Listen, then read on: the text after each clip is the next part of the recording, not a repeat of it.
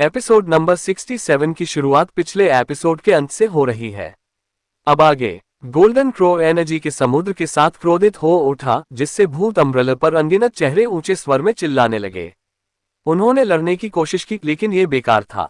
एक पल में गोल्डन क्रो उनके बीच में था, चीखना और अधिक तीखा हो गया और फिर पूरा अम्ब्रेला एनर्जी में भस्म हो गया। अंदर के ग्रू चेहरे भागने के लिए आपस में लड़े, लेकिन असमर्थ थे। एक पल में वे गोल्डन क्रो द्वारा भस्म कर दिए गए। उसी समय ऐसा लग रहा था जैसे सीमा रू का कोहरा रूप विस्फोटक एनर्जी से दूर होने वाला था। लेकिन सीमा रू कोई साधारण व्यक्ति नहीं थी। जो हो रहा था उससे हैरान होने के बावजूद वह सभी दिशाओं से जू किंग की तरफ बह गई, एनर्जी के माध्यम से भेदते हुए, और ग्रू चेहरों के एक समूह में बदल गई जो उस पर दांत दिखाते हुए झपटे। दुष्ट हवा चली उसकी लाइफ फ्लेम्स को बुझाने की उम्मीद में। भौहें चढ़ाते हुए जू किंग ने अपने सभी थर्मल एपर्चर्स को तेज जलने दिया।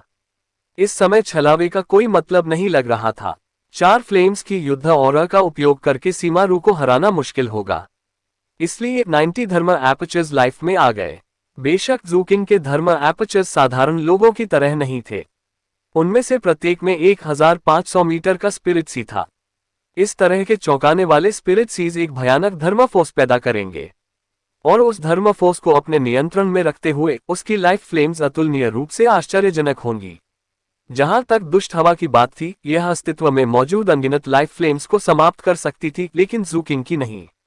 जैसे उसकी लाइफ फ्लेम्स चौंकाने वाले तरीके से जल रही थी, आने वाले ग्रू चेहरे शक्तिहीन हो गए। यह उल्लेख करने की आवश्यकता नहीं थी कि जू किंग की शारीरिक शरीर और जो golden crow assimilates myriad spirits की उसकी कल्टिवेशन के कारण उसकी कल्टिवेशन प्रगति के साथ बराबरी कर चुकी थी।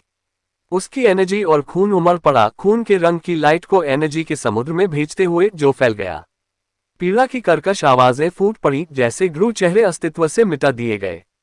हर एक गायब हो गया, कोहरे में बदल गया जो पीछे की तरफ घूमा, जहां यह एक गेंद में एकत्रित हो गया।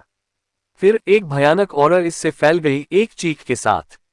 आश्चर्यजनक रूप से कोहरा फिर एक 3 सिर वाले जानवर में बदल गया। यह एक बाघ जैसा दिखता था, जिसके आगे 2 सिर थे और एक जहां पूंछ सामान्य रूप से होती थी। जंगली ठंडी हवाएं भूत बाघ के चारों ओर बह गईं, जैसे ये जू किंग की तरफ झपटा। यह इतनी तेजी से चला कि थोड़े ही समय में यह अपने लक्ष्य पर करीब आ रहा था। इससे भी अधिक सोल्स के समूह इससे बाहर निकल गए, जो बाघ सहायक भूतों में बदल गए, जो घूमते हुए भावर में शामिल हो गए। जू किंग की आंखें ठंडी चमक से चमक उठी जैसे उसने एक कदम आगे बढ़ाया। भूत बाघ के ठीक सामने उसने अपना दाहिना हाथ हिलाया, जिससे बेलेफायर फूट पड़ा और उसकी मुट्ठी को ढक लिया।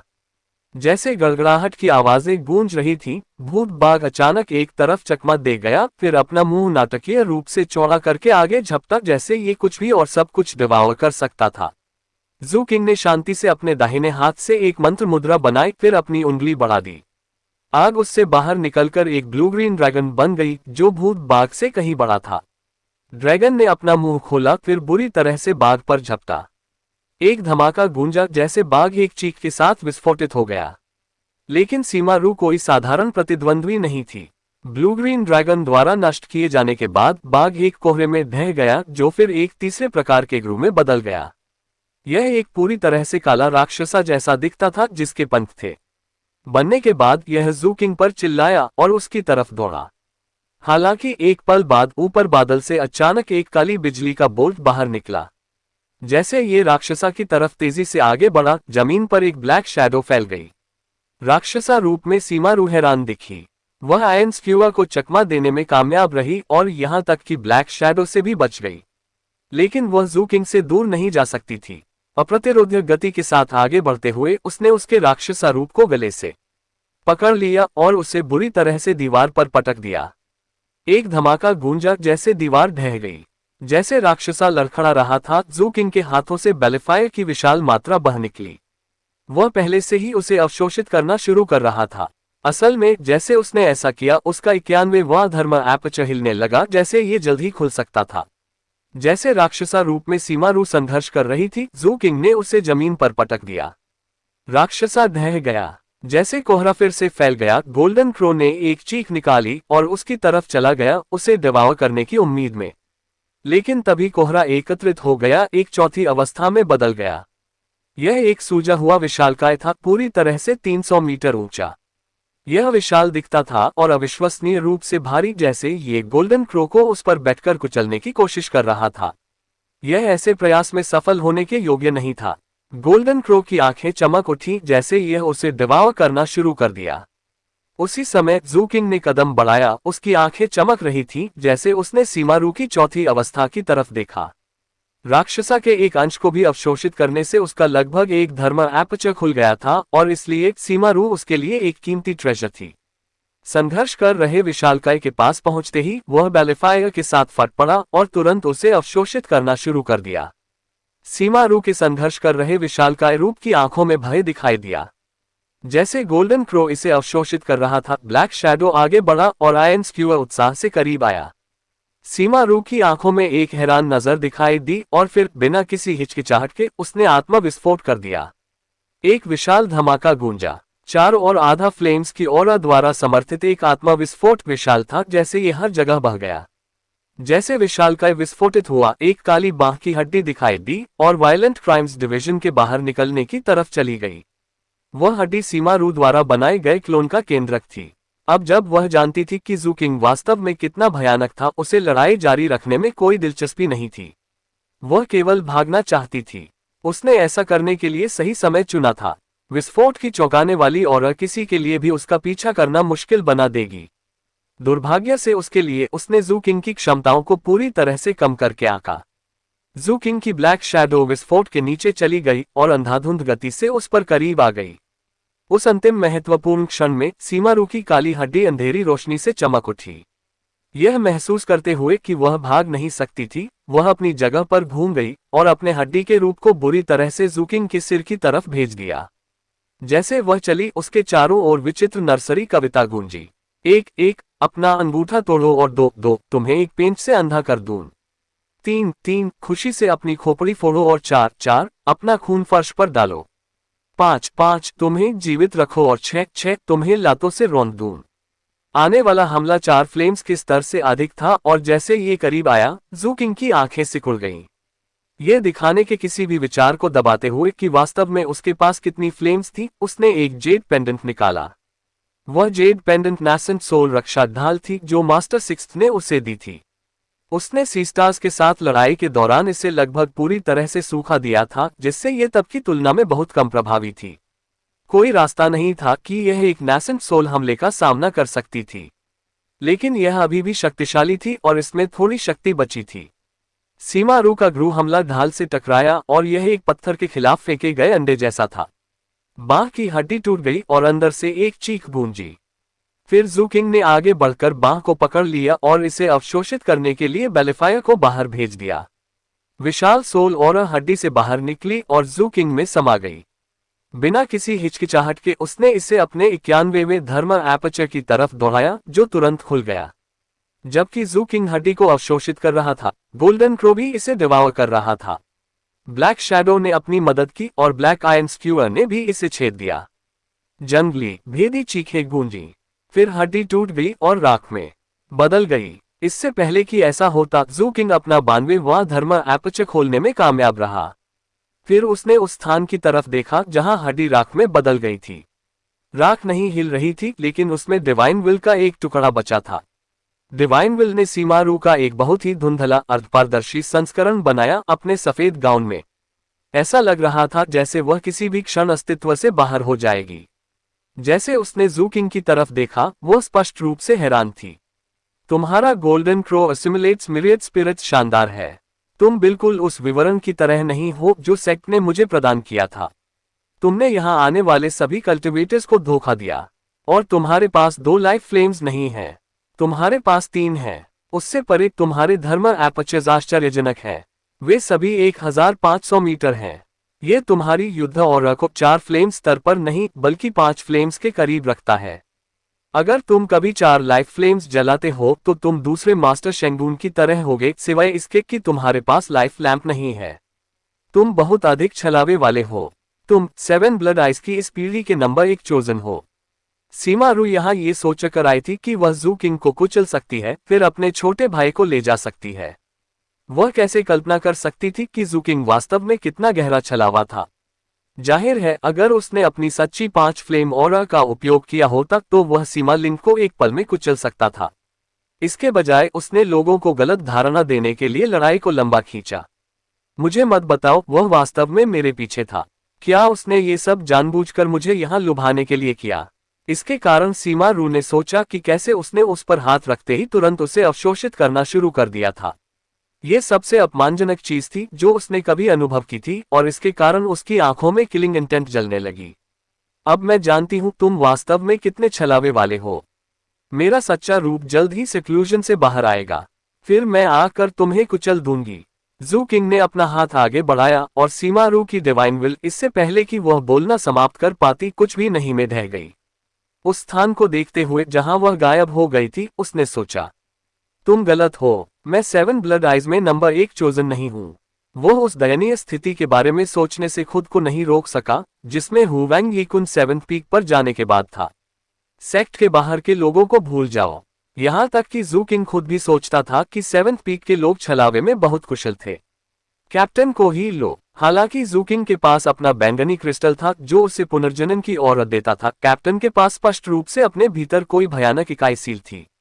जू किंग यह नहीं जानता था कि मास्टर 7th पीक के शिखर पर था। हार्बर 176 में वायलेंट क्राइम्स डिवीजन को नीचे देख रहा था, बहुत उत्साहित महसूस कर रहा था। कैप्टन उसके पीछे बैठा था, एक बार में पूरे सेब खा रहा था। एक तरफ थर्ड हाइनेस एक फल की टोकरी पकड़े हुए था और कैप्टन को एक के बाद एक सेब दे रहा था। अरे थर्ड सिप, कैप्टन ने कहा, तुम सुप्रीम आर्बिटर की उस लड़की को बहलाने में कैसे कामयाब रहे? अपने एल्डर ब्रदर को कुछ टिप्स दो। थर्ड हाइनेस मुस्कुराया, मैंने कुछ खास नहीं किया, मैं बस दिलकश हूं, बस इतना ही। बकवास। भले ही तुम पहले से अधिक दिलकश होते, तुम छोटे आह किंग के मुकाबले में नहीं टिक सकते। अरे मुझे अभी कुछ याद आया। रहस्यमय मुस्कान के साथ कैप्टन ने जारी रखा, कुछ समय पहले बूढ़ा रवियर एंशिएंट गया था। वह मुश्किल से 1 साल वापस आया था। तुम यहाँ एक जहाज से एक हार्बर पर उतरे और तुम्हारे पास एक सफेद आइडेंटिटी मेडालियन था। तुम केवल 13 साल के थे, लेकिन तुम पहले से ही एक फ्लेम स्तर पर थे और तुम केवल बदला चाहते थे। क्या इसका मतलब यह है कि तुम मूल रूप से रिवियर एंशिएंट से आते हो? क्या तुमने वहां वापस सुप्रीम आर्बिटर इमॉर्टल सोसाइटी में कुछ परेशानी पैदा की? थर्ड हाइनेस की अभिव्यक्ति नहीं बदली। मुस्कुराते हुए उसने कहा, ऐसा लगता है तुम्हारी आंखों पर पर्दा डालना असंभव है एल्डेस्ट ब्रदर। हालांकि मैं उत्सुक हूं। एल्डेस्ट ब्रदर, तुमने अपनी कल्टिवेशन कितनी बार पुनः शुरू की है? कैप्टन ने कुछ बार पलकें झपकाई, फिर मुस्कुराया। अंदाजा लगाओ। थर्ड हाइनेस मुस्कुराया। आगे कुछ नहीं कहते हुए उसने कैप्टन को एक और सेब दिया। कैप्टन ने इसे लिया और हार्बर 176 की दिशा में देखा। उसने सांस ली। छोटे आह किंग वास्तव में छलावे में अच्छा है। उसके पास वास्तव में 3 फ्लेम्स हैं। मुझे लगता है हालांकि उसके बारे में और भी छलावा है। मैं ये भी नहीं जानता अगर हम एक दूसरे से लड़ रहे होते तो क्या मैं उसे मार सकता था। लेकिन अगर मेरे अंदर की चीज एक डे वास्तव में जाग जाती है तो ओह मास्टर, तुम जू किंग को बचा सकते हो, लेकिन मुझे नजरअंदाज मत करो।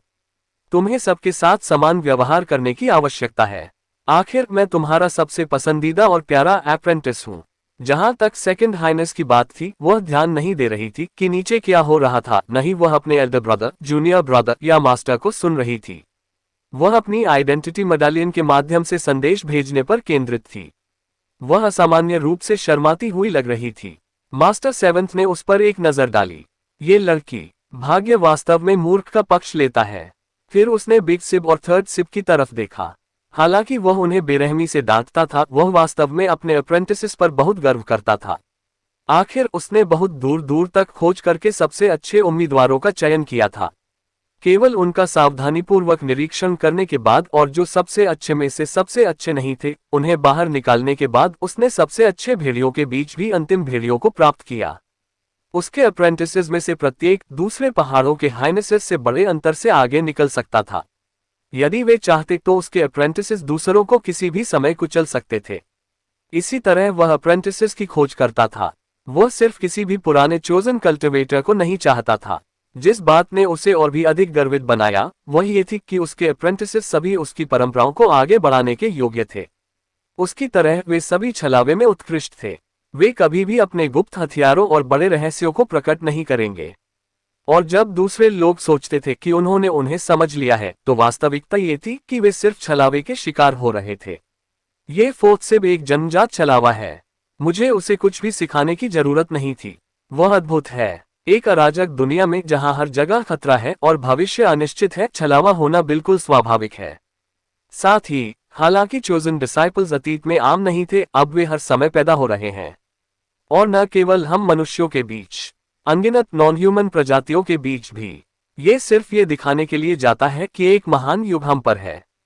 एक महान युग, महान नियत अवसर और निश्चित रूप से महान खतरा। सेवन ब्लड आइज की राजधानी शहर में हर कोई सन्नाटे में बस गया था।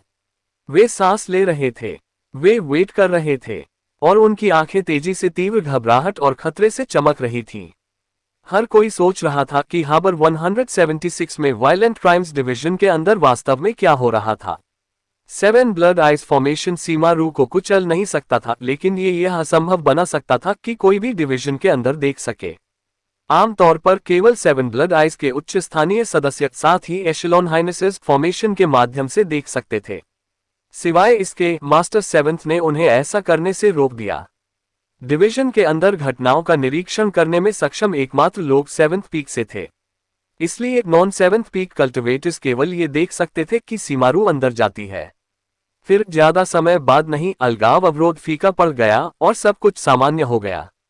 अगले डे सामान्य से एक असामान्य ब्रेक में सेवन सेक्ट कोalition के चोजन ने चुनौतियां जारी करना बंद कर दिया। वायलेंट क्राइम्स डिवीजन के कंस्टेबल्स अपने पदों पर लौट आए और संचालन हमेशा की तरह शुरू हो गया। हमेशा की तरह उन्होंने नाइट डव ऑपरेटिव्स का पता लगाया और कैदियों को जूकिंग भेजा। सीमारू कहीं नहीं देखी जा सकती थी और उसका छोटा भाई सीमा लिंग अभी भी कैद था।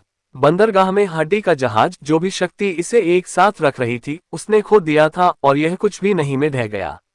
सेवन सेक्ट कोalition के चोजन इतनी गहराई से हिल गए थे कि उन्होंने अन्य पहाड़ी चोटियों को चुनौती देने की कोई इच्छा खो दी थी।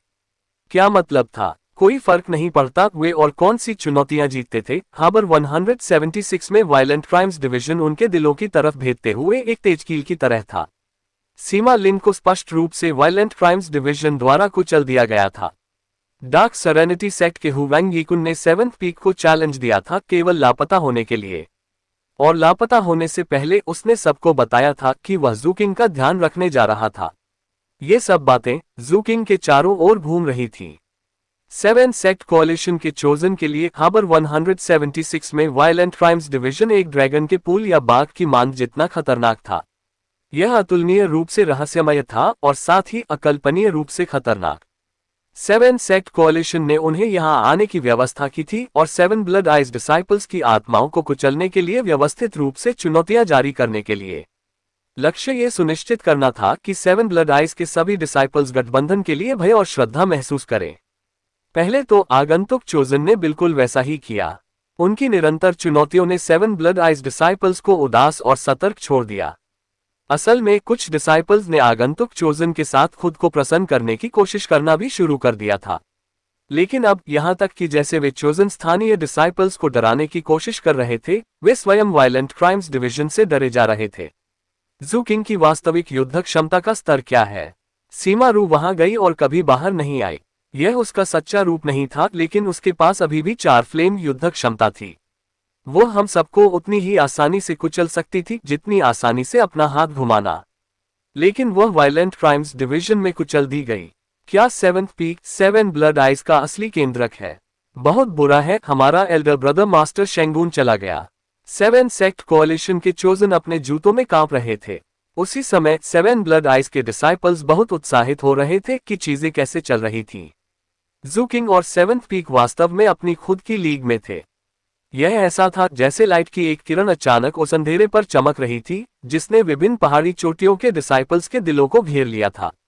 इससे पहले मेनलैंड चोजन अप्रतिरोध लग रहे थे, लेकिन अब चीजें अलग थीं।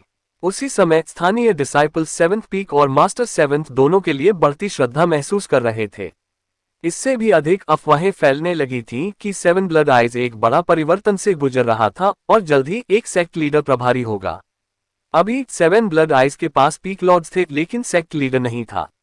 प्रत्येक पहाड़ी चोटी के डिसाइपल्स अपने पीक लॉर्ड के आदेशों का पालन करते थे और दूसरे पहाड़ी चोटियों पर कभी ज्यादा ध्यान नहीं देते थे।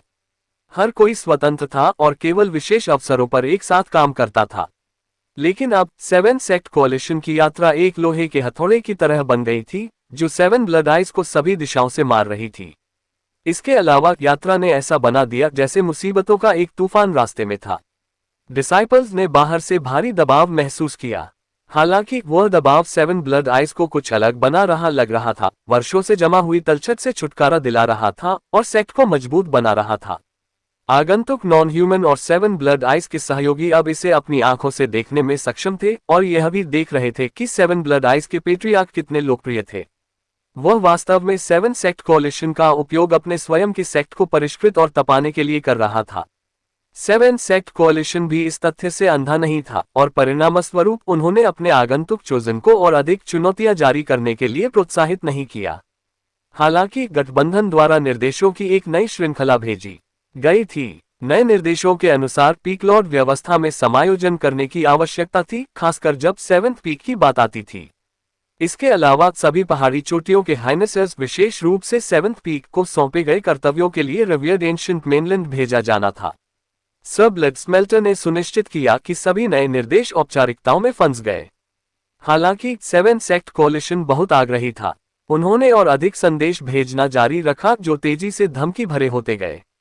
अंततः उन्होंने स्पष्ट रूप से कहा कि अगर उनके नए निर्देशों का पालन नहीं किया गया तो सेवन सेक्ट कोalition उन्हें हिंसा के साथ लागू करेगा।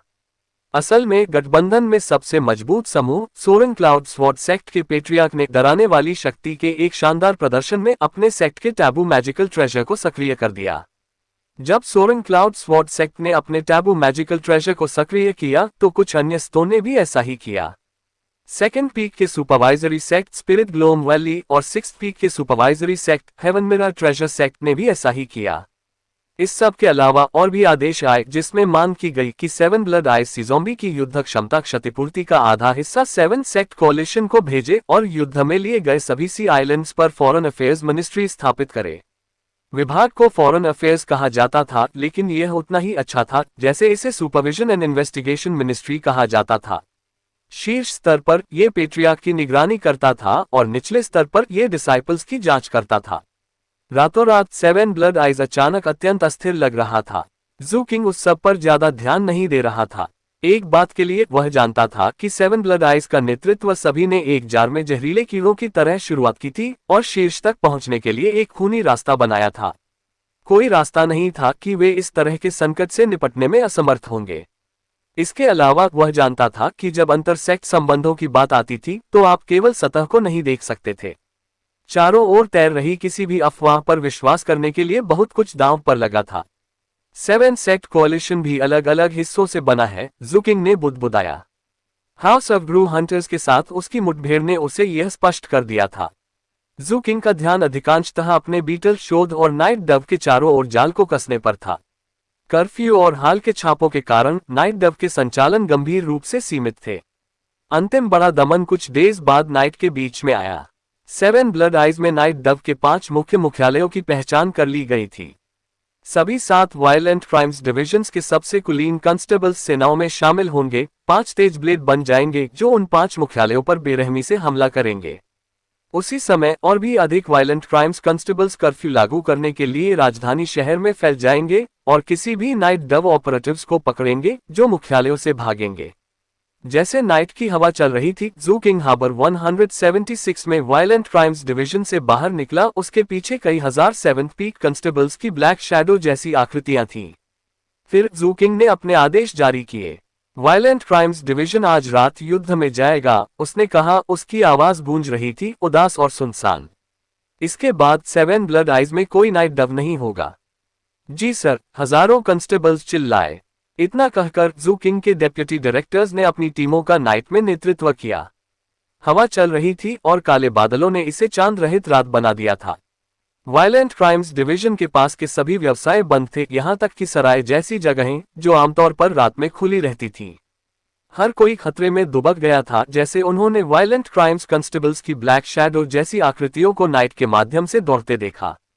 जू किंग ने रास्ते का नेतृत्व किया, उसके बाल उसके पीछे उड़ रहे थे जैसे वह दौड़ रहा था। अचानक उसे सेवन ब्लड आइज में अपनी दूसरी रात याद आ गई जब वह पहली बार सेक्ट में शामिल हुआ था। उस समय वह सावधानी से चल रहा था जब वायलेंट क्राइम्स कांस्टेबल्स का एक समूह दौड़ता हुआ गुजरा। उसे याद था कि वह कितना सतर्क था, लेकिन साथ ही उनसे ईर्ष्या भी करता था। अब वह हजारों कांस्टेबल्स का नाइट छापे पर नेतृत्व कर रहा था। 3 साल, उसने सोचा, तेजी से आगे बढ़ते हुए। जिन कांस्टेबल्स का उसने नेतृत्व किया वे सभी जू किंग को जोश और उत्साह के साथ देखते थे। एक अराजक दुनिया में चीजें इसी तरह काम करती थीं। कमजोर मजबूत का सम्मान करते थे। उसी समय जू किंग ने जो किया था, जैसे वह अपने रास्ते पर चला, उन्हें कुछ ऐसा दिया जिसका अनुकरण किया जा सके। 3 साल पहले जू किंग बिल्कुल उनके जैसा था, एक साधारण कांस्टेबल। 3 साल बाद वह अब 7th पीक के वायलेंट क्राइम्स डिवीजन का डायरेक्टर था। हवा और भी तेज चलने लगी। कुछ ही देर में जू किंग ने दूर में एक हवेली देखी। ये कभी 4th पीक द्वारा चलाया जाने वाला व्यवसाय था, लेकिन बाद में एक निजी पार्टी द्वारा खरीदा गया था और एक वेश्यालय में परिवर्तित कर दिया गया था। कर्फ्यू ने इसे व्यवसाय से बाहर कर दिया था और अब यह अंधेरा और खाली लग रहा था। हमला करो, जू किंग ने ठंडे स्वर में कहा। उसके पीछे हजारों कांस्टेबल्स हवेली की तरफ दौड़े, किलिंग इंटेंट से फट रहे थे। कुछ ही पलों बाद गड़गड़ाहट के धमाके गूंजे, जैसे नाइट डव ऑपरेटिव्स सभी दिशाओं में भाग गए, केवल वायलेंट क्राइम्स कांस्टेबल्स द्वारा घेरे जाने और हमला किए जाने के लिए। एक पल में वध की आवाजें नाइट को भर गईं, गंदगी की दुर्गंध के साथ। जू किंग ने कुछ नहीं किया। वो बस हवा में मंडराता रहा और ठंडी नजर से देखता रहा। उसी समय वह अन्य नाइट डव मुख्यालयों पर हमलों से आ रही रिपोर्टों पर नजर रखे हुए था। डायरेक्टर जू, तीसरे मुख्यालय में चीजें सुचारू रूप से चलीं। हम अभी एक अंतिम सफाई कर रहे हैं। दूसरे मुख्यालय में चीजें अच्छी रहीं। हमने फाउंडेशन एस्टैब्लिशमेंट प्रमुख को मार डाला और वर्तमान में शेष ऑपरेटिव्स को समाप्त कर रहे हैं। 5वां मुख्यालय सुरक्षित है। हमें सुदृढ़ीकरण की आवश्यकता है। चौथे मुख्यालय में सोरिंग क्लाउड स्वॉट सेक्ट का एक कल्टिवेटर मौजूद है, एक 3 फ्लेम नाइट डव ऑपरेटिव के साथ। जैसे ही जू किंग उस अंतिम संदेश को पढ़ रहा था, उसने दूर में आकाश को रोशन करते हुए एक संकट संकेत देखा। वह विस्फोटक गति के साथ तेजी से आगे बढ़ा, संकट संकेत की दिशा में जा रहा था। गोल्डन क्रो उसके चारों ओर प्रकट हुआ, उसके पंख फैल रहे थे और उसकी पूंछ चिंगारी के बादलों को पीछे छोड़ रही थी। दूर से ऐसा लग रहा था जैसे जू किंग एनर्जी में लिपटा हुआ था, जैसे वह अप्रतिरोध्य शक्ति के साथ आगे बढ़ रहा था। जू किंग चौंकाने वाली गति के साथ चला, गोल्डन क्रो के साथ। वह सीधे संकट संकेत की तरफ चला गया, बेजोड़ मोहक आकाश में एनर्जी पीछे छोड़ता हुआ। जैसे वह अपने गंतव्य पर करीब आया, अतुलनीय आग हेवन एंड अर्थ में जल गई। 5वें नाइट डव मुख्यालय की तरफ तीव्र गर्मी की लहरें भेज रही थी। गड़गड़ाहट बाएं और दाएं गूंजी, जैसे एनर्जी का एक समुद्र, सब कुछ ढक गया। भागते हुए नाइट डव ऑपरेटिव्स पीड़ा में चिल्लाए, जैसे वे राख में बदल गए। गिरने की आवाजें सुनाई दी, जैसे पूरी इमारतें ढह गईं। यह क्षेत्र 5th पीक द्वारा प्रशासित जिले में था। मुख्यालय स्वयं एक विशाल 3 मंजिला टॉवर था, जो कथित तौर पर स्पेल फॉर्मेशंस बेचता था। हालांकि इसका 5th पीक से कोई आधिकारिक संबंध नहीं था, वास्तविकता ये थी कि इसका वहां के डिसाइपल्स के साथ कुछ व्यावसायिक संबंध थे। जू किंग निश्चित नहीं था कि 5th पीक जानता था कि इस जगह के नाइट डव से भी संबंध थे। न ही उसे परवाह थी। इस रात के बाद ये जगह अस्तित्व में नहीं होगी। जैसे वह आया और एनर्जी का समुद्र जो वह लाया था, सब कुछ बह गया। वायलेंट क्राइम्स कांस्टेबल्स जिन्होंने जगह को घेर रखा था, उत्साह से अभिवादन में झुके। कुछ दूरी पर ढहती हुई इमारतों ने 2 स्थानों को प्रकट किया जहां लड़ाई चल रही थी। उनमें से एक में 7 या 8 डेप्यूटी डायरेक्टर्स ने सेक्ट की ग्रैंड स्पेल फॉर्मेशन का उपयोग करके एक नाइट डव ऑपरेटिव को फंसा दिया था। ऑपरेटिव एक बूढ़ा ओल्ड मैन था, एक शानदार काले रोब में। उसके चेहरे पर उम्र के धब्बे थे। उसकी आंखें क्रोध विकीर्ण कर रही थीं और जैसे उसने वापस लड़ी, उसकी 3 फ्लेम और स्पष्ट रूप से असाधारण थी। आमतौर पर वह एक फ्लेम डेप्यूटी डायरेक्टर्स को आसानी से मार सकता था, लेकिन सेक्ट की स्पेल फॉर्मेशन का उपयोग करने के लिए धन्यवाद, वे जीवित रहने में सक्षम थे और उसे भागने से भी रोक सकते थे। दुर्भाग्य से शुरू करने के लिए ज्यादा डेप्यूटी डायरेक्टर्स नहीं थे और स्पेल फॉर्मेशन की और जिसे वे बुला सकते थे, नाइट डव ऑपरेटिव को पूरी तरह से कुचलने के लिए पर्याप्त नहीं थी। सभी डेप्यूटी डायरेक्टर्स घायल थे। हालांकि 7 ब्लड आइज डिसाइपल्स क्रूरता से पैदा हुए थे और कुछ साधारण चोटों के कारण पीछे नहीं हटेंगे। दूसरे स्थान पर जहां लड़ाई चल रही थी, 1-2 फ्लेम वायलेंट क्राइम्स डायरेक्टर कई 100 कांस्टेबल्स और 5th पीक स्पेल फॉर्मेशन के समर्थन से एक एकल प्रतिद्वंद्वी को फंसा दिया था। उसने एक सुनहरा डाउस्ट रोब पहना था और लगभग 18 या 19 साल का लग रहा था। वह सुंदर था, सितारों जैसी आंखों के साथ, और एक बहुत ही असाधारण स्वभाव था। 9 उड़ने वाली तलवारें उसके चारों ओर घूम रही थीं, सभी दिशाओं में तलवार एनर्जी के स्पंदन भेज रही थी। हैरानी की बात यह थी कि उसके पास 3 लाइफ फ्लेम्स की और थी, और वह बहुत गुस्से में लग रहा था, जैसे उसने उसे फंसाने वाली स्पेल फॉर्मेशन पर प्रहार किया। 7 ब्लड आइज फॉर्मेशन इस व्यक्ति पर काम नहीं करेगी, और इस प्रकार डायरेक्टर को 5th पीक पर ही निर्भर रहना पड़ा। सैकड़ों कंस्टेबल्स के साथ फॉर्मेशन को शक्ति देने में भी मदद करते हुए वे बस यंग मैन तलवारबाज को रोकने में सक्षम थे। हालांकि ये देखते हुए कि वे चेहरे पर कितने पीले थे, ये स्पष्ट था कि वे इस प्रयास को और अधिक समय तक बनाए नहीं रख सकेंगे। ज़ू किंग एक बिजली के बोल्ट की तरह हेवन एंड अर्थ से आया। जैसे एनर्जी का समुद्र उसके चारों ओर उमड़ रहा था, उसने काले रोब में 3 फ्लेम ओल्ड मैन की तरफ देखा, साथ ही सोरेन क्लाउड स्वॉर्ड सेक्ट के डिसाइपल की तरफ। बाद वाला ज़ू किंग को उपस्थित देखकर स्तब्ध था, क्योंकि वह जानता था कि वह कितना भयानक था। और वह और भी अधिक सतर्क हो गया जब उसे एहसास हुआ कि zoo king night Dove operative को नजरअंदाज कर रहा था और उसकी दिशा में जा रहा था। उसकी उड़ने वाली तलवारों से आ रही तलवार एनर्जी अचानक अस्थिर हो गई। ज़ू किंग, वह फूट पड़ा, मैं बस वहां से गुजर रहा था। तुम्हारे अधीनस्थों ने नाइट डव पर हमला किया और फिर मुझे इसमें घसीट लिया। मेरा नाइट डव से कोई लेना देना नहीं है। इस बीच 3rd पीक के वायलेंट क्राइम्स डिवीजन के डायरेक्टर ने अपने मुंह से खून पोंछा और कहा, डायरेक्टर ज़ू, जब हमने दिखाया और जगह को घेर लिया, यह आदमी नाइट डव प्रमुख के साथ कुछ बातचीत के बीच में था। मुझे नहीं पता वे किस बारे में बात कर रहे थे, लेकिन वह निश्चित रूप से बस वहां से नहीं गुजर रहा था। ज़ू किंग ने सिर हिलाया और कदम बढ़ाया। उसने अपना हाथ हिलाया और Soren cloud sword sect disciple को रोकने वाले वायलेंट क्राइम्स कंस्टेबल्स एक कोमल शक्ति द्वारा दूर धकेल दिए गए। स्पेल फॉर्मेशन ने भी काम करना बंद कर दिया। यंग मैन का चेहरा नाटकीय रूप से बदल गया, जैसे उसने कहा, ज़ू किंग, मेरा एल्डर ब्रदर मास्टर शेंगबून है। अगर तुमने मुझे चोट पहुंचाई तो वह तुम्हें मार डालेगा। ज़ू किंग का चेहरा पूरी तरह से भावशून्य था, जैसे वह यंग मैन के ठीक सामने आ गया, उसके चारों ओर घूम रही उड़ने वाली तलवारों को नजरअंदाज करते हुए। ज़ू किंग इतनी तेजी से चला कि तलवार डिसाइपल उसकी गतिविधियों को ट्रैक नहीं कर सका या प्रतिक्रिया नहीं कर सका। एक पल में ज़ू किंग ने आगे बढ़कर यंग मैन का गला पकड़ लिया और उसे जमीन में पटक दिया। एक धमाका गूंजा, जैसे जमीन पर दरारें फैल गईं। उसी समय यंग मैन तलवार डिसाइपल की आंखों, कानों, नाक और मुंह से बहुत अधिक खून बह निकला। उसकी 2 लाइफ फ्लेम्स तुरंत बुझ गईं।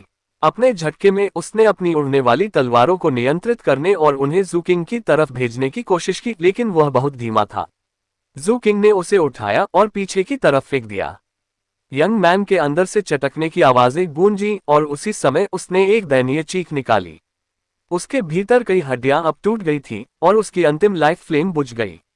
जैसे वह जमीन पर गिरा खून की उल्टी कर रहा था। वह स्पष्ट रूप से बुरी तरह घायल था। ज़ू किंग को आदेश जारी करने की आवश्यकता नहीं थी। क्षेत्र में वायलेंट क्राइम्स कंस्टेबल्स ने तुरंत यंग मैन पर झपट्टा मारा और उसकी कल्टिवेशन बेस को सील करने के लिए उस पर शैकल्स लगा दिए। इस बीच बूढ़ा old man night Dove operator, जो डेप्यूटी डायरेक्टर से घिरा हुआ था, अचानक किसी प्रकार की लाइफ बचाने वाली तकनीक का उपयोग किया। धमाके गूंजे, जैसे एक विशाल सदमे की लहर बह गई, उसके आसपास के सभी लोगों को स्तब्ध कर दिया। फिर उसने एक आइडेंटिटी मेडालियन बाहर फेंका, जो टूट गया, लेकिन किसी तरह सेक्ट की ग्रैंड स्पेल फॉर्मेशन के प्रभावों को ढीला कर दिया। उस अवसर का उपयोग करते हुए काले रोब वाला ऑपरेटिव अपनी आंखों में आतंक के साथ भाग गया। अजीब बात थी, जिस दिशा में वह भागा वह और कोई नहीं, सेक्ट की पहाड़ी चोटियां थीं। ज़ू किंग मुड़ा और उसे ठंडी नजर से देखा। उसे कोई अंदाजा नहीं था कि यह व्यक्ति कौन था, लेकिन वह एक छुपावे के उतार चढ़ाव को महसूस कर सकता था। इससे भी अधिक, उसने स्पष्ट रूप से स्पेल फॉर्मेशन के कुछ प्रभावों को नकारने के लिए एक आइडेंटिटी मेडालियन का उपयोग किया था। हालांकि फॉर्मेशन का उपयोग केवल डेप्यूटी डायरेक्टर्स द्वारा किया जा रहा था, जो इसकी पूरी शक्ति जारी नहीं कर सकते थे, यह अभी भी कुछ दुर्जेय था। उसी के कारण ऐसा लग रहा था कि यह व्यक्ति वास्तव में एक 7 ब्लड आइज डिसाइपल था। कोई रास्ता नहीं था कि नाइट डव 7 ब्लड आइज की राजधानी शहर में 7 ब्लड आइज डिसाइपल्स के साथ काम किए बिना काम कर सकता था। ज़ू किंग इससे पूरी तरह अवगत था, लेकिन साथ ही हर विवरण का पता लगाने में दिलचस्पी नहीं रखता था। कोई मतलब नहीं था। उस दिशा पर ध्यान देने के बाद जिसमें ओल्ड मैन भागा, ज़ू किंग भावशून्यता से हवा में कदम बढ़ाकर ऊपर चला गया। फिर उसने अपना दाहिना हाथ अपने सिर के ऊपर उठाया जहां एक स्वर्गीय तलवार की ब्लैक शैडो जैसी छवि दिखाई दी। तलवार चौंकाने वाली शक्तिशाली थी और जैसे ही यह खुले में दिखाई दी, जंगली हवाएं चिल्लाईं और एक सुनसान ऑरा हर जगह फैल गई। हर कोई जो इसे देख सकता था स्पष्ट रूप से हैरान था। असल में कुछ 7 सेक्ट कोalition डिसाइपल्स थे जिन्होंने पहचान लिया कि यह क्या था और हैरानी की चीखें निकाली। Supreme vastness solitary sabre. जैसे हैरानी की वे चीखें गूंज रही थी, जू किंग ने तेजी से आगे बढ़ना शुरू कर दिया, सीधे नाइट डव के 3 फ्लेम ओल्ड मैन की तरफ जा रहा था।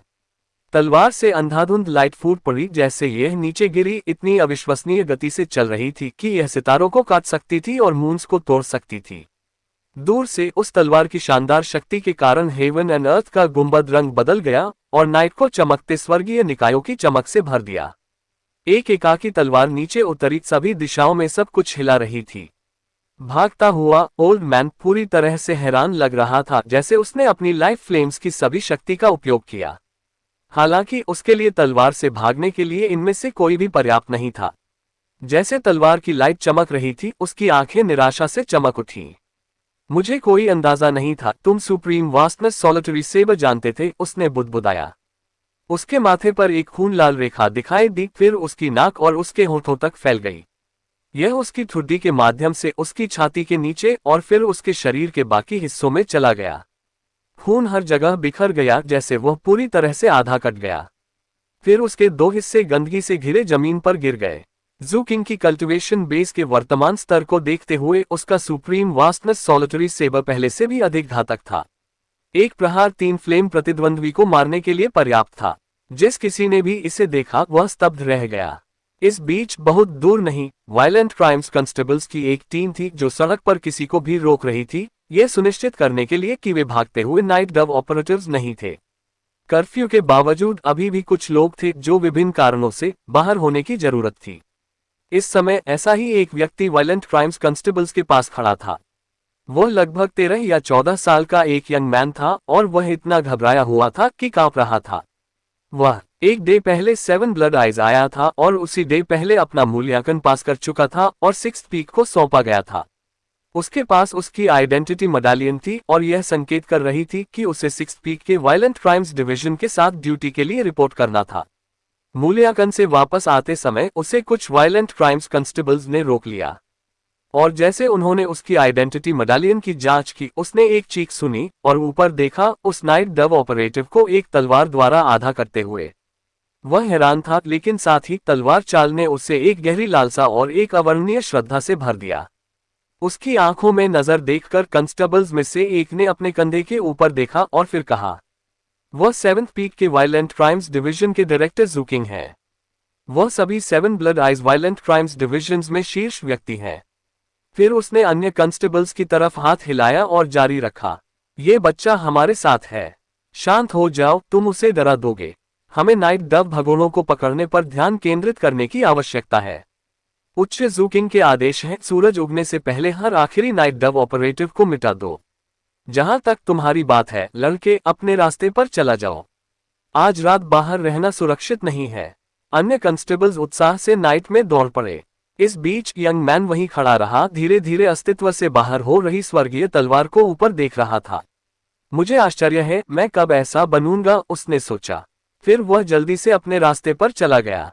एक बीज उसके दिल में बोया गया था, एक बीज जो उसे भी एक शक्तिशाली एक्सपर्ट बनने के लिए प्रेरित करेगा। एक तलवार ने 3 फ्लेम्स का वध कर दिया। बेशक 700 में से कोई भी चोजन समान युद्ध क्षमता जारी कर सकता था। आखिर 3 फ्लेम्स और 4 के बीच का अंतर इतना दूर था कि 4 फ्लेम स्तर को लगभग एक उच्च कल्टीवेशन दायरा माना जा सकता था। जब तक एक 3 फ्लेम कल्टीवेटर के पास शाही वर्ग की तकनीक या लाइफ लैंप नहीं थी या कुछ अन्य तकनीक थी जो पूरे स्तरों तक फैल सकती थी, तो दोनों स्तर ध्रुवों से अलग थे। इसमें गति और ताकत दोनों शामिल थे। और फिर भी जू किंग के कार्यों ने अभी भी 7 सेक्ट कोalition डिसाइपल्स के दिलों में हैरानी की लहरें पैदा कर दी। एक बात के लिए उनमें से किसी ने भी शुरू में उस पर बहुत अधिक ध्यान नहीं दिया था, केवल बाद में धीरे धीरे एक विशाल खतरे में बदल गया। इसका बहुत कुछ उस तरीके से करना था जिस तरह सीमारू लापता हो गई थी। उस घटना के कारण हर कोई जू किंग पर बहुत अधिक ध्यान देने लगा। असल में हालांकि उनमें से अधिकांश इसे स्वीकार करने के लिए अनिच्छुक थे, उसके कार्यों ने बिना किसी संदेह के उसे मास्टर शेंगुन के बाद दूसरा एक उत्कृष्ट कल्टिवेटर बना दिया था। एक और कारण कि वे इतने हैरान थे ये था कि उस तलवार का उसका उपयोग ये दिखाने के लिए गया था कि ज़ुकिंग कितना अविश्वसनीय रूप से छलावा करने वाला था। ये सुप्रीम वास्टनेस सॉलिटरी सेबर था। हालांकि इसे केवल एक शाही वर्ग की तकनीक माना जाता था। जब किसी ने एक विशिष्ट संख्या में चालों का ज्ञान प्राप्त कर लिया था, किसी के पास ये जानने का कोई तरीका नहीं था कि ज़ुकिंग वास्तव में कितनी चालें जारी कर सकता था। भले ही ये केवल एक थी, यह अभी भी उनके दिलों में भय पैदा करने के लिए पर्याप्त थी। आखिर सुप्रीम वास्टनेस सॉलिटरी सेबर के ज्ञान को मजबूर करना बहुत मुश्किल था। ये किसी की धारणा और समझ पर निर्भर करता था और यह इससे कोई फर्क नहीं पड़ता था कि तुम किस सेक्ट से आए थे। असल में रवियर एंशिएंट मेनलैंड में कुछ सेक्ट थे जो तलवार कलाओं में विशिष्ट थे और वे सुप्रीम वास्टनेस सॉलिटरी सेबर के ज्ञान को प्राप्त करने की किसी व्यक्ति की क्षमता का उपयोग उनकी कल्टिवेशन योग्यता का आकलन करने के आधार के रूप में करते थे। कुछ मायनों में सुप्रीम वास्टनेस सॉलिटरी सेबर एक मानक था जिसका उपयोग ये परिभाषित करने के लिए किया जाता था कि कौन चोजन था और कौन नहीं था। मास्टर शेंगुन के अलावा 7 सेक्ट कॉलिशन का कोई भी चोजन उस मानक को पूरा नहीं कर सकता था। उन सभी ने अतीत में उस तलवार तकनीक का ज्ञान प्राप्त करने का प्रयास किया था लेकिन असफल रहे थे। इसलिए ज़ुकिंग को एक 3 फ्लेम नाइट डव ऑपरेटिव का वध करने के लिए सुप्रीम वास्टनेस सॉलिटरी सेबर जारी करते देखना उन्हें बहुत मिश्रित भावनाओं के साथ छोड़ गया। जहां तक विभिन्न आगंतुकों और सहयोगियों की बात थी जो मौजूद थे, उन्होंने उस तलवार का उपयोग करते हुए ज़ुकिंग को देखने के बाद उसके बारे में कुछ नया सीखा। उन्हें पता चला कि वह निर्णायक और बुद्धिमान दोनों था। नाइट डव वर्षों से 7 ब्लड आइज में मौजूद था और वे जंगली घास की तरह थे जो जंगल की आग में भस्म हो जाते थे केवल वसंत आने पर फैलने के लिए। लेकिन इस अवसर पर यह तथ्य कि वायलेंट क्राइम्स डिवीजन ने नाइट डव को समाप्त करने पर पूरी तरह से 2 महीने बिताए थे, ये प्रकट करता था कि कुछ अलग हो रहा था। और यह कोई छोटी बात नहीं थी। स्पष्ट रूप से 7 ब्लड आइज में ऐसे लोग थे जिन्होंने नाइट डव को सुरक्षा प्रदान की। आखिर लाभ के मामले थे जिन पर विचार करना था। एकमात्र वास्तविक सवाल ये था कि 7 ब्लड आइज में कितने लोग गुप्त रूप से नाइट डव की मदद कर रहे थे और परिणामस्वरूप पैसा कमा रहे थे। कोई नहीं जानता था। नाइट डव पर वास्तव में हमला करते समय किसी के पास सर्वोच्च आत्मविश्वास होना चाहिए था। नॉन ह्यूमन कल्टिवेटर्स वह जानते थे और अब बहुत उत्सुक थे ये देखने के लिए कि क्या वायलेंट क्राइम्स डिवीजन की नाइट डव के खिलाफ कार्रवाई सेक्ट के वित्तीय हितों को नुकसान पहुंचाएंगी और आंतरिक अराजकता पैदा करेगी। भले ही ज़ुकिंग ने बहुत निर्णायक रूप से कार्य किया, वह स्पष्ट रूप से जागरूक था कि 3 फ्लेम नाइट डव ऑपरेटिव वास्तव में 7 ब्लड आइज का एक डिसाइपल था। लेकिन अधिक विवरण खोजने के बजाय उसने उसे एक ही तलवार प्रहार से मार डाला। उसने उसे यह बताने का मौका कभी नहीं दिया कि वह कौन था। और ये देखते हुए कि उसका शव कितना बुरी तरह क्षत विक्षत था, उसकी सच्ची पहचान का अनुमान लगाने का कोई रास्ता नहीं था। उस तलवार प्रहार ने न केवल प्रश्न में डिसाइपल को मार डाला था, इसने उसे उसके समर्थक के साथ अपने संबंध को तोड़ने का काम भी किया था। ज़ुकिंग ने उस तलवार प्रहार का उपयोग उन लोगों को एक संदेश भेजने के लिए किया था जो अभी भी ब्लैक शैडोज में छिपे हुए थे। और वह संदेश था, वायलेंट क्राइम्स डिवीजन आगे नहीं खो देगा। एक साधारण फलते फूलते विश्व में ये करने के लिए गलत बात होगी, लेकिन एक अराजक विश्व में ये स्मार्ट निर्णय था और इसके परिणामस्वरूप सबसे कम नकारात्मक प्रतिक्रियाएं होंगी। असल में यह अनिवार्य रूप से ब्लैक शैडोज में रहने वालों के लिए एक एहसान था। ज़ुकिंग ने मामले को विशेषज्ञ रूप से संभाला था, यहां तक कि सर ब्लिट्जमेल्टर भी प्रशंसा में आश्चर्यचकित था। वह सेक्ट में साधारण तत्वों के बारे में चिंतित नहीं था, वह पूरी तरह से जागरूक था कि दुनिया में हर चीज में अच्छाई और बुराई थी। जब सूरज सबसे अधिक चमकता था तो ये सबसे गहरी ब्लैक शैडो डालता था, और कई चीजों में न केवल काला और सफेद था बल्कि ग्रे भी था। ज़ुकिंग को यह समझने में काफी समय लग गया था। 7 ब्लड आइज में आने के बाद उसने कई स्थितियों का सामना किया था जिनमें निर्दयी चरित्र नम्र स्वभाव के पीछे छिपे हुए थे, और उसने ये भी देखा था कि जब लोगों को इसका एहसास नहीं हुआ था तो क्या हुआ था। परिणामस्वरूप उसने ठीक से कार्य करने का तरीका सीखने में कोई समय बर्बाद नहीं किया था। इस घटना के बाद कोई भी नॉन ह्यूमन प्रजाति ज़ुकिंग का नाम कभी नहीं भूली, और हालांकि वे भय से मारे गए थे, वे यह नहीं बताएंगे कि वे वास्तव में उसके बारे में कैसा महसूस करते थे।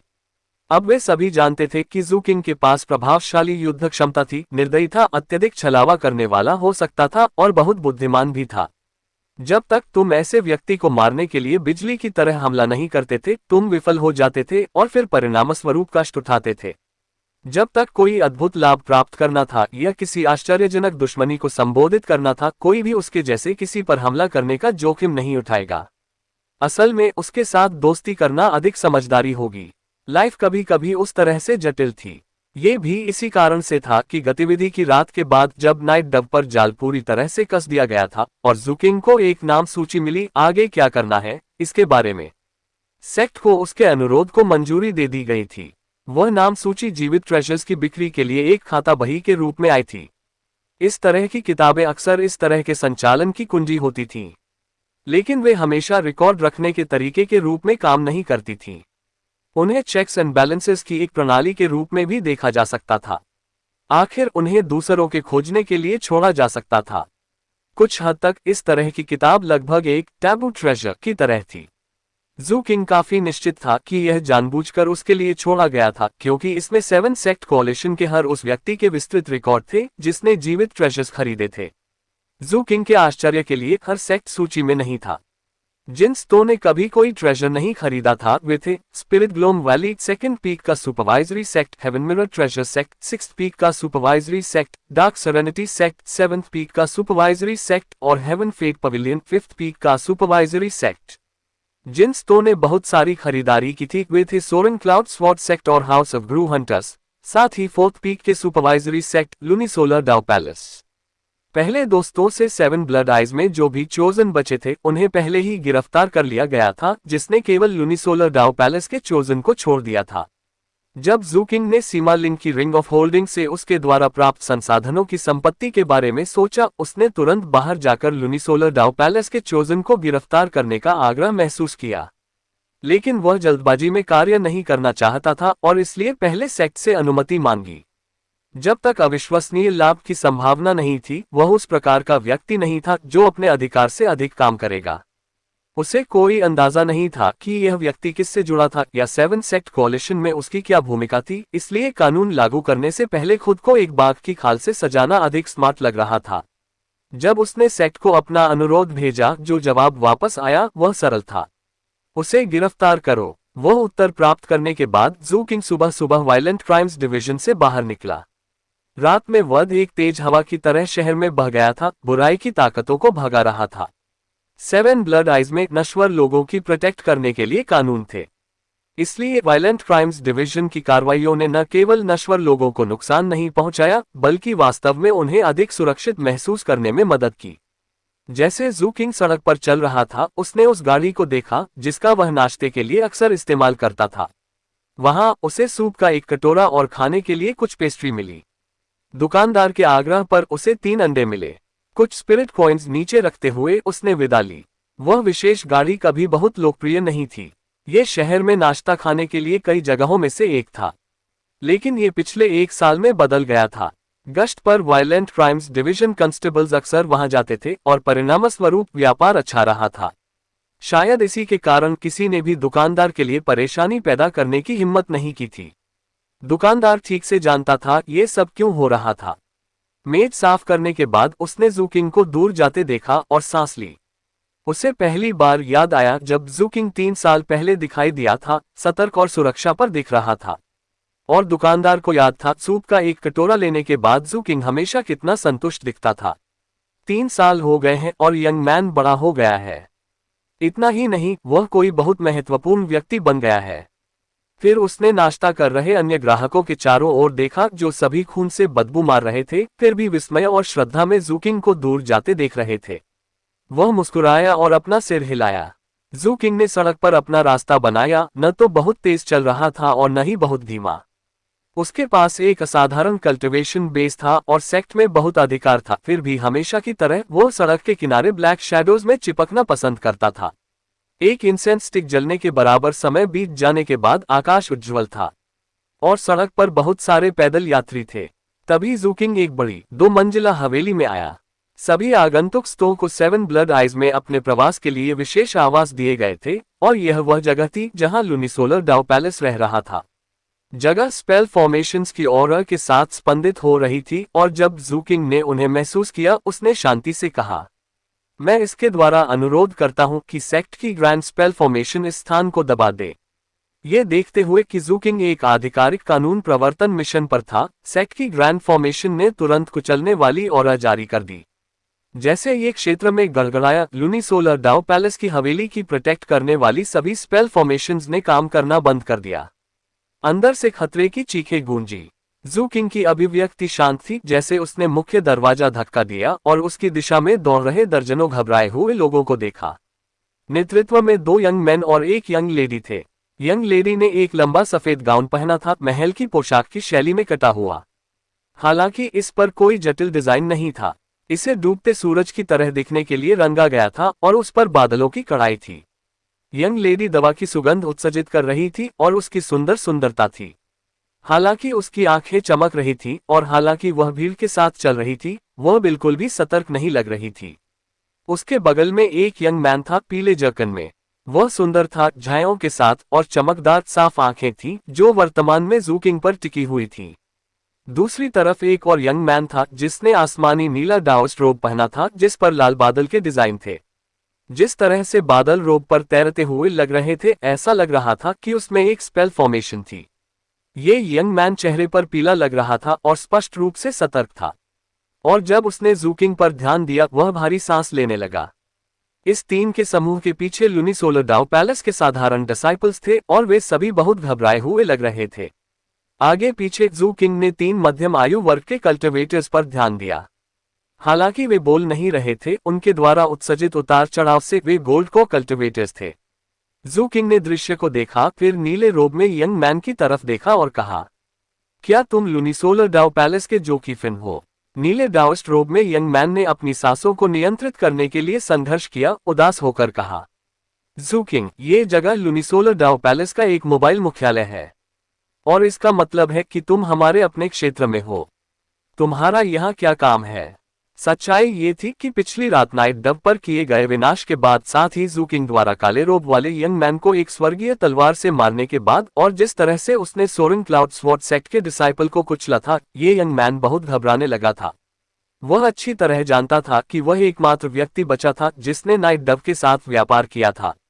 अपनी चिंता में उसने स्पिरिट ग्लोम वैली और हेवन मिरर ट्रेजर सेक्ट के कुछ साथी डाउस्ट से उसके साथ चलने का अनुरोध किया था।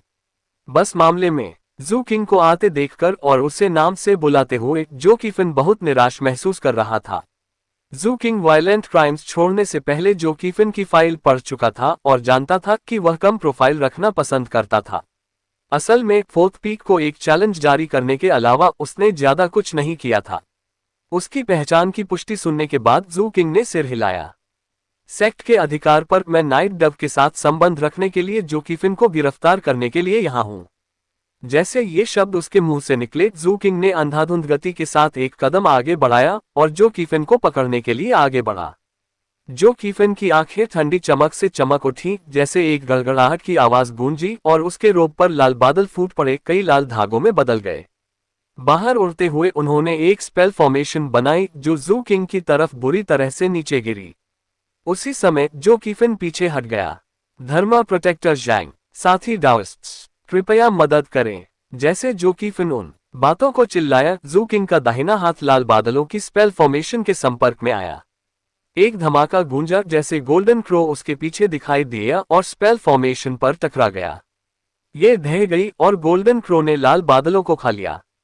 उसके पीछे धर्मा प्रोटेक्टर ने संक्षेप में हिचकिचाया, फिर सांस ली और आगे चलना शुरू कर दिया।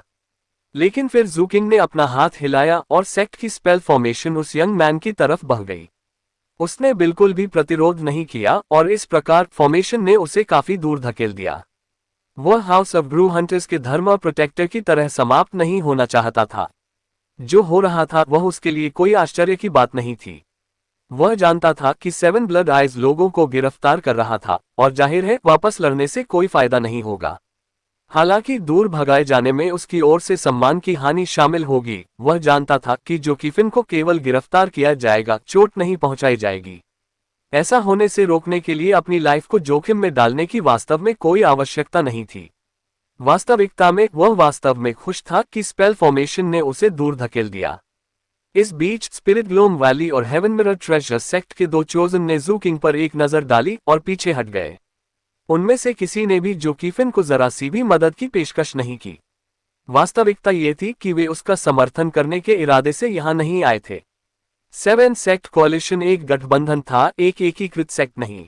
वे जानते थे कि जू किंग यहाँ क्यों था और यह भी जानते थे कि हस्तक्षेप करने से अंतिम परिणाम नहीं बदलेगा। तो क्यों कुछ ऐसा करें जिससे जू किंग की बुरी नजरों में आए। उन्होंने जोकीफिन के निमंत्रण का जवाब केवल उसे सम्मान देने के लिए दिया था। उनका कभी भी अपनी लाइफ को दांव पर लगाने का कोई इरादा नहीं था। जू किंग इस समय एक उभरता हुआ सितारा था। इसके अलावा दोस्तों के बीच संघर्ष जरूरी नहीं कि व्यक्तिगत संबंधों को प्रभावित करे। अगर उनके पास जू किंग के साथ कुछ अच्छी इच्छा बोने का मौका था तो इसे लेना समझदारी थी। जैसे वे पीछे हट गए, उन्होंने जू किंग को विनम्रता से हाथ जोड़े, ये स्पष्ट करते हुए कि वे जोकीफिन का पक्ष नहीं ले रहे थे। ये सब देखकर जोकीफिन का चेहरा गिर गया, लेकिन उसने कुछ नहीं कहा। इनमें से कोई भी उसके लिए बहुत आश्चर्य की बात नहीं थी। सच कहूं तो अगर उसके द्वारा आमंत्रित 2 लोग उसकी मदद करने के लिए कूद पड़ते तो वह खुश होता। लेकिन भले ही उन्होंने ऐसा नहीं किया, यह अभी भी उसके समग्र लक्ष्य के अनुरूप था। आखिर अब उसकी गिरफ्तारी की खबर फैलाने के लिए गवाह होंगे। उस तरह एक बार कैद होने के बाद उसे चिंता करने की जरूरत नहीं होगी कि उसकी लाइफ खतरे में थी। उसका सेक्ट स्पष्ट रूप से सम्मान खोएगा और यह नेतृत्व को क्रोधित करेगा और उम्मीद है उन्हें जल्दी हस्तक्षेप करने के लिए प्रेरित करेगा। मौजूद सभी लोगों के अपने लक्ष्य और रणनीतियां काम कर रही थीं। जू किंग ने दूसरा कदम आगे बढ़ाया, उसका गोल्डन क्रो उसके पीछे एकत्रित हो गया। जैसे जोकीफिन ने उसकी तरफ देखा, जू किंग ने अपना दाहिना हाथ उठाया और एक कुचलने वाला प्रहार करने की तैयारी की। मैं तुम्हारे साथ चलूंगा, जोकीफिन ने जोर से कहा। उसने सोचा चीजें काफी दूर चली गई थीं। वह नहीं चाहता था कि उसे जमीन पर पीटा जाए और फिर एक मरे हुए कुत्ते की तरह घसीटा जाए। वह बहुत बहुत अधिक शर्मनाक होता। उसी समय वह तुरंत हार भी नहीं मान सकता था। जू किंग की भौहें ऊपर उठ गईं। ये देखकर जोकीफिन की आत्माएं थोड़ी ऊपर उठ गईं। अपने चेहरे पर जिद्दी गुस्से वाला नजर रखते हुए उसने एक गहरी सांस ली और जल्दी से कहा, मैंने कुछ जीवित ट्रेजर्स खरीदे जू किंग, लेकिन अपने लिए नहीं। मैं उस तरह की चीज नहीं करता। मैंने उन्हें अपने सेक्ट में किसी और के लिए खरीदा। असल में मैंने पहले से ही जीवित ट्रेजर्स को वापस समाज में एकीकृत करने की व्यवस्था कर दी है। इसके अलावा मैंने तुम्हारे लिए चीजों को आसान बनाने के लिए एक नाम सूची बनाई।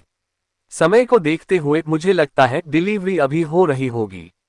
जू किंग के चेहरे पर एक अजीब अभिव्यक्ति देखी जा सकती थी, जैसे उसकी आइडेंटिटी मेडालियन कंपन करने लगी। इसे स्कैन करते हुए उसने वायलेंट क्राइम्स डिवीजन से एक नया संदेश देखा।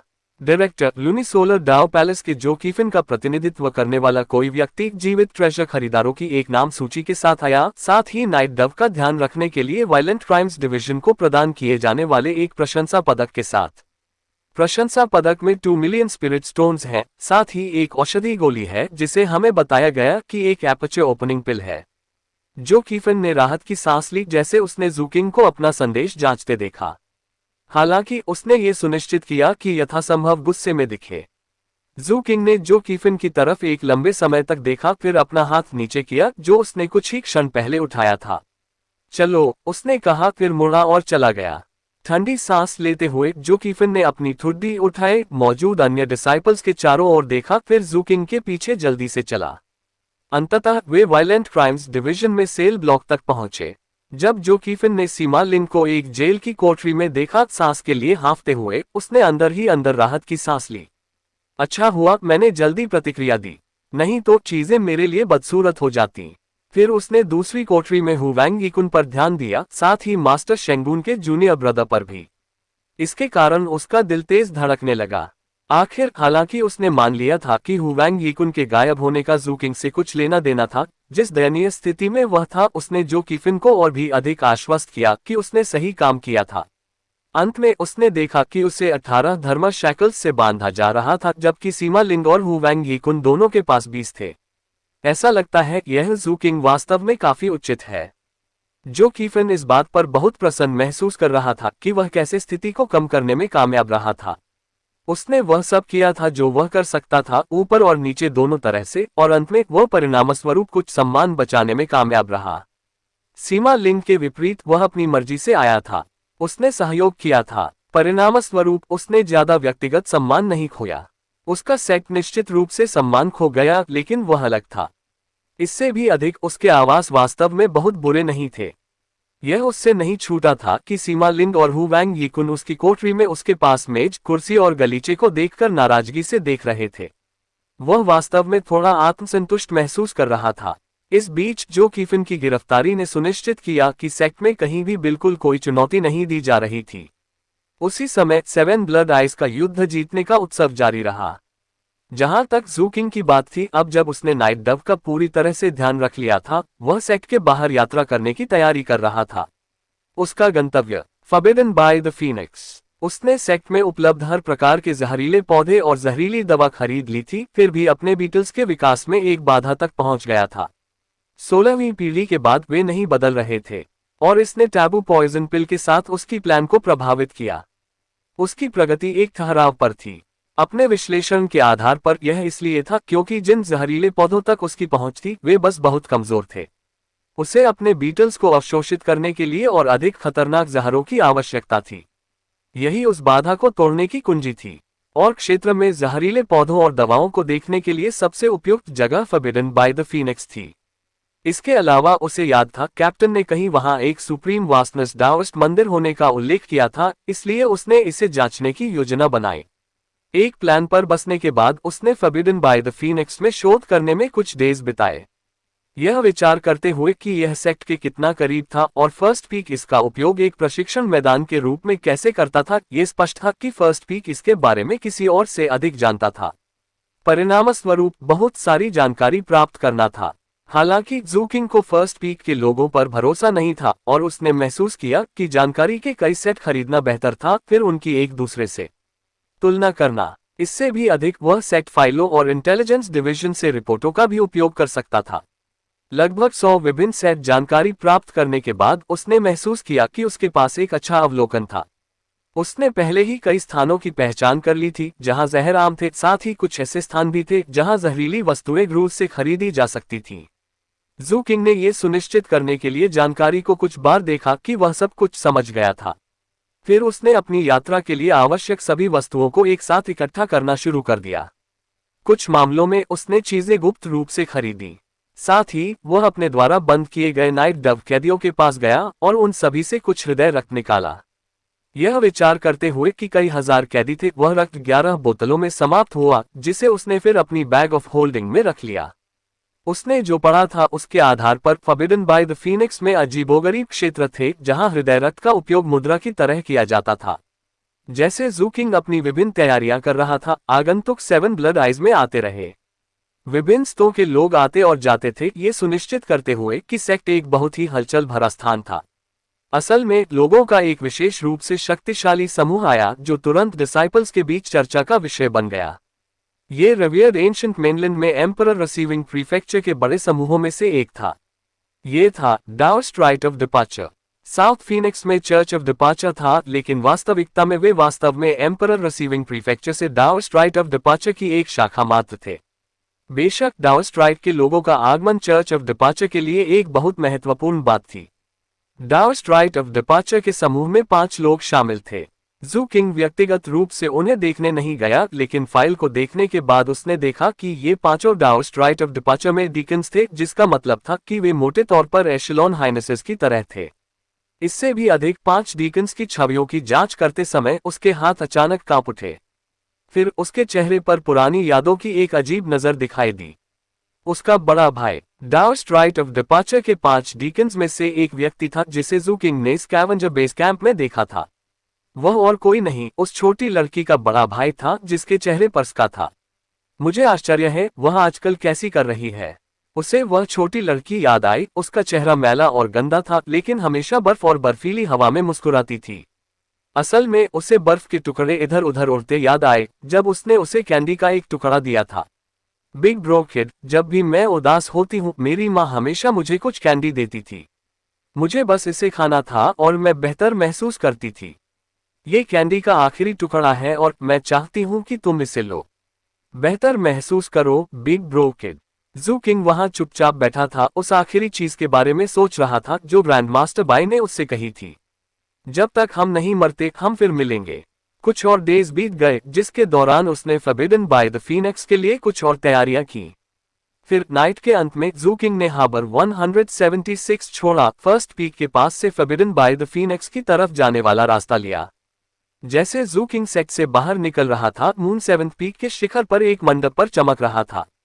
वहां एक झुर्रीदार ओल्ड मैन जिसने एक काला रोब पहना था, उसकी आंखों में अजीब रोशनी बह रही थी, मास्टर 7th के सामने बैठा था। वे दोनों गो खेल रहे थे। ओल्ड मैन वास्तव में 7 ब्लड आइज के पेट्रियार्क सर ब्लिट्जमेल्टर थे। उसकी आंखों में वह चमकती रोशनी वास्तव में उसके अत्यधिक उच्च कल्टिवेशन स्तर का प्रमाण थी। वह वॉइड रिटर्निंग स्तर के पहले चरण में था, जिसे स्पेस शैटरिंग 1000 डाउस कहा जाता था। उसकी आंखों में बहने वाली लाइट की प्रत्येक धारा एक महान डाउ थी। गो खेलने वाले 2 यंग मैन के अलावा मंडप में कोई और भी था। तीसरा एक मध्यम आयु वर्ग की मिडिल एज वुमन थी, जो महल की पोशाक में सजी थी।